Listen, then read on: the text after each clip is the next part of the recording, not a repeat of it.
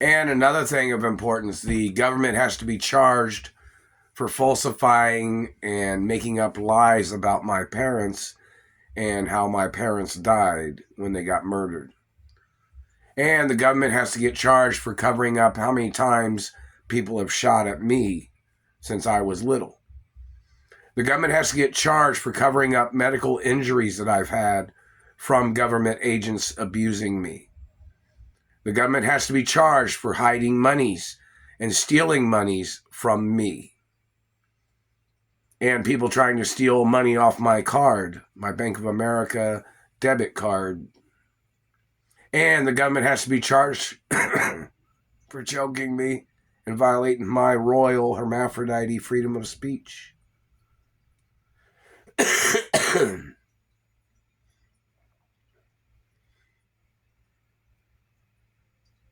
And don't forget, my father got murdered from satellite.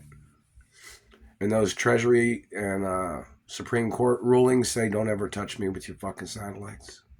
We're going to stick with those laws, motherfucker. And you must show up in court in reference to the documents and the royal protocol information where it says don't ever put mark on my body, don't ever steal from me, don't ever try to steal my land or my properties of my mother and father's estates. It says don't ever damage any of my properties or cause any inconveniences for me. Don't try to make my life into an obstacle course. And the fact that your people challenged my ownership of my mother and father's estates, and you falsified court cases claiming you thought you were the owner or something, or you falsified and false advertised claiming that you thought I didn't exist, or you tried to cover up who my biological parents are, your government agents need to go into court. And you must get prosecuted from the first day.